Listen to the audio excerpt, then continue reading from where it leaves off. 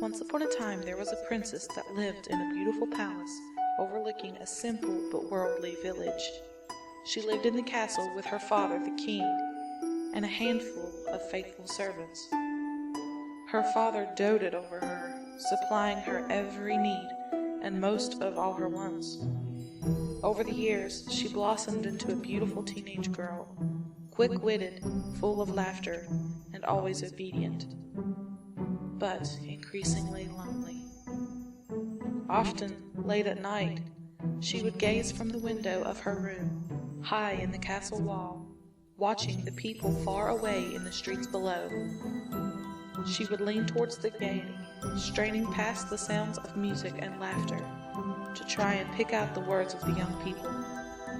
No sad, lonely sounds ever reached her ears, and she began to believe that they must be the happiest people in all the kingdom.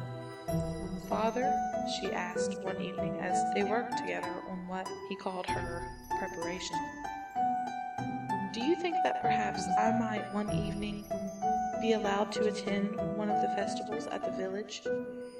Perhaps just for a short time?" The old but wise king laid aside the book of lessons and looked upon his daughter with compassion and concern.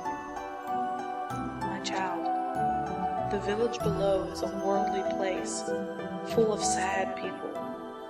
The sound of merriment that you sometimes hear is their attempt to drown out the emptiness and despair of their lives. It is best that you stay in the castle." Though she loved her father, it was not the answer she wished. "But father, how will I ever meet? Someday I would like to... Oh father, you are so good to me, and I do so love it here. But at times I get so lonely." The king sat back in his chair, his eyes suddenly seeing his daughter, not as the little girl she would always be to him, but as the young lady she was becoming. He then decided, "It is time that I tell you." "Tell me what, father?" Standing to his feet, he walked to a window overlooking the countryside to the east. His eyes fastened onto the king's highway, a straight road that passed high above the village and led to the castle gate. "Shortly after you were born, I foresaw the day when you would need someone special, someone with whom to spend your life. I set out to search, to visit other castles in the kingdom, to find a prince for you. Not just anyone, but that special someone." The king turned to look at his princess, her eyes full of wonderment. "I have met him. I know who he is." "Oh, father, where does he live? When do I get to meet him?" "He lives far away, but not so far, in a castle not unlike this one. He too is being prepared, as you are, both for the other. Come stand beside me, my child." She walked to where her father stood by the window. "See there? That's the king's highway.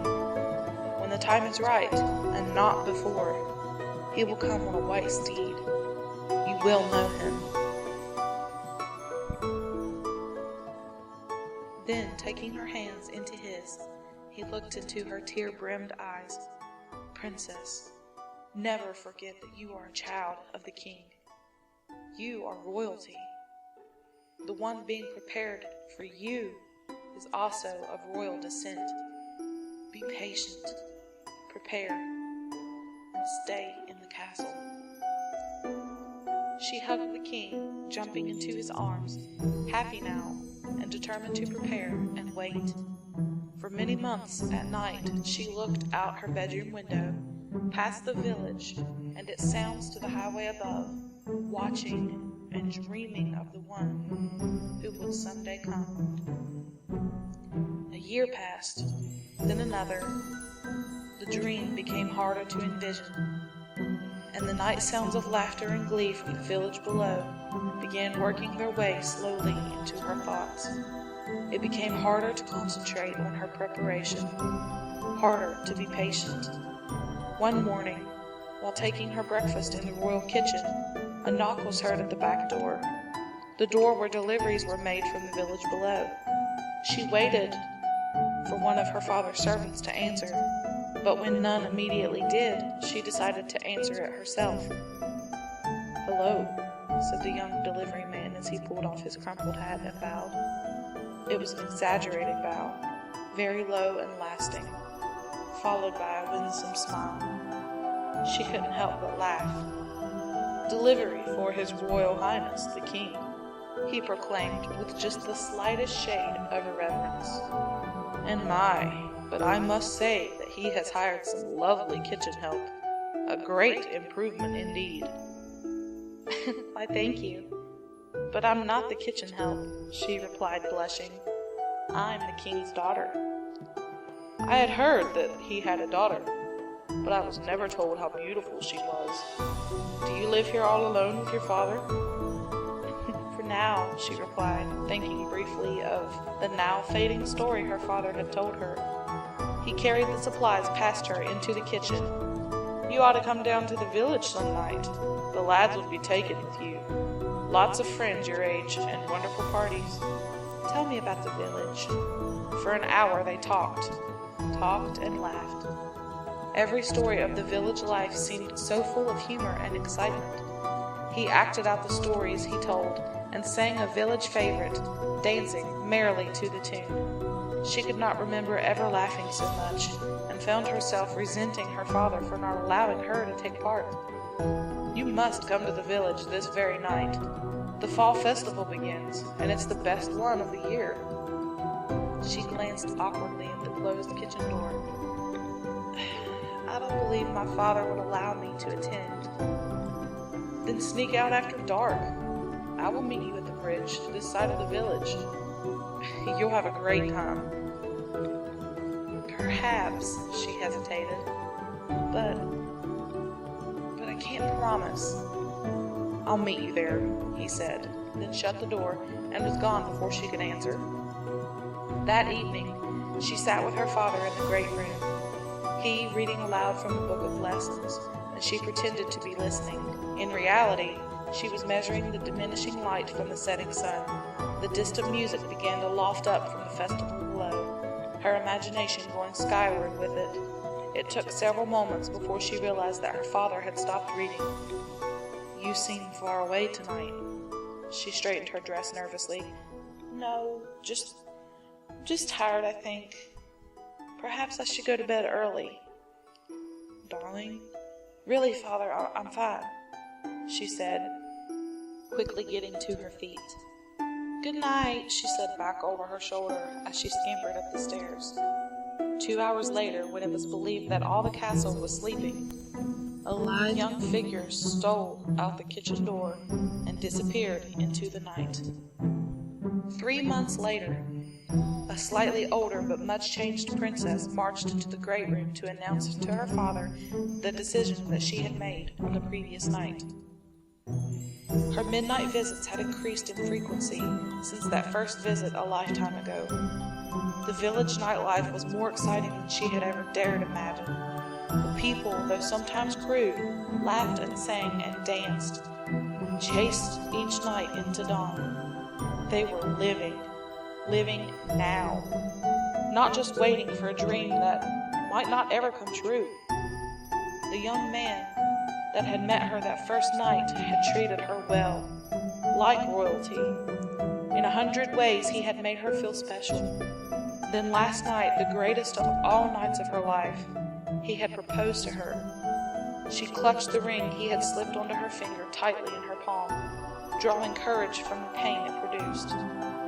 "Father, I have something to tell you." He sat in his chair, the book of lessons on his lap, its pages freshly stained with his tears.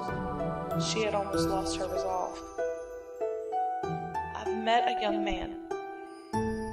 Now, I know I shouldn't have gone down without your permission, but anyway, we're going to be married right away." The king shut the book and stared out towards the highway. "I watched you go each night, wishing you back. Then turning his eyes to her, and through her, "This castle has never been a prison. This castle is a decision. I want you to know that if you leave here, things will never be the same. My love for you will never change, but everything else will." She wavered for a moment, but only a moment, her head now filled with the village ideas. "I know that this is what's right for me. He may not be royalty, but I love him." And with that, she left the castle. She woke with the dawn, not knowing that it was a year to the day since her departure. Her back hurt. "Just part of being in your last month of pregnancy," the village women had told her. Rising with difficulty, her husband muttered something under his half-drunken state. He had come home only hours before, and they had argued again. Oh well, after the baby is born, maybe things will get better. There was still a house to clean and chores to do.